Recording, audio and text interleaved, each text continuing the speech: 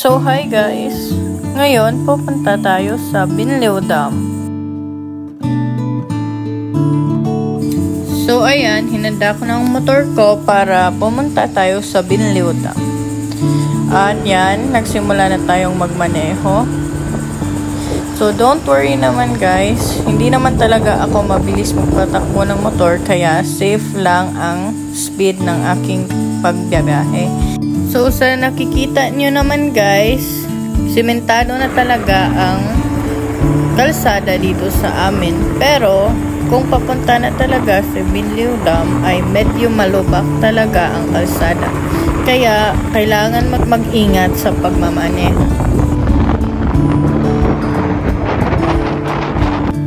So dito tayo liliko papunta sa ating patutunguhan. At ayan, nakikita nyo naman na ang kalsada ay malubak talaga. Ito ang tinutukoy ko kanina na hindi pa sementado. Kaya mahirap pa talaga magmaneho dito kapag hindi ka pa sanay sa pagmumotor. Kaya kailangan talagang hindi magpabilis ng takbo para hindi ka maaksidente sa pagmumotor. So yung nauuna sa atin na magmaneho ay ang pinsan ko pala. Ayan, so papunta na talaga tayo doon. Siya ang pinauna ko dahil alam ko naman na mas sanay siya sa pagmamaneho sa ganitong kalsada.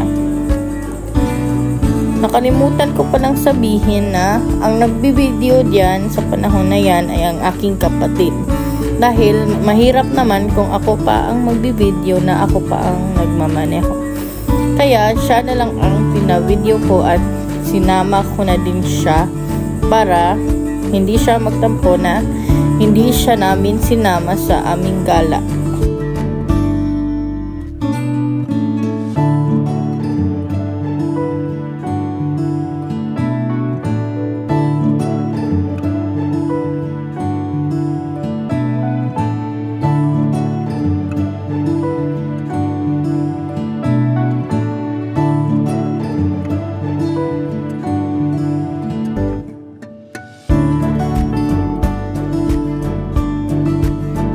So, may isa pa palang galaan dito guys, at yan ang The Grace Integrated Farm.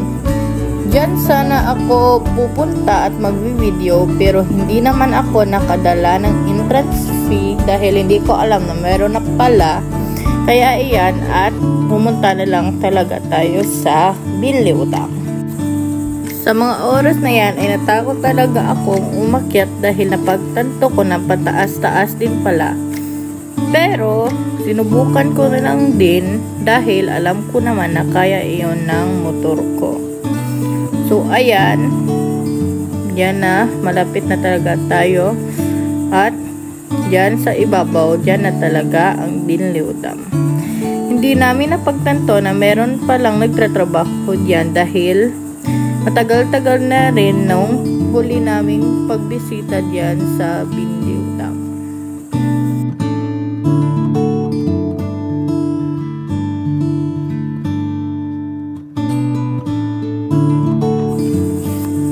So yan ang tinutukoy ko na trinatrabaho nila guys. Hindi ko alam kung ano talaga yan. So yan kaming tatlo guys, nagbibideo na rin, feel na feel yarn. At ayan, dyan na kami sa baba dahil mas maganda talaga ang tanawin kung bumaba ka. So sa clips na to guys ay pauwi na talaga kami dahil ang oras ay 5:30 na. Hindi naman namin gusto na malipasan kami ng 6 PM doon dahil baka pagalitan na kami ng aming mga magulang. Hapon na talaga kaming pumunta kaya ayan, madali lang kaming gumala.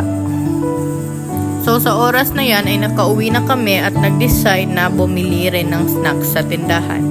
Ayan, kumakain kami at nagchichikahan na rin about sa aming mga ginagawa sa paaralan. So ayan, time-lapse ko na.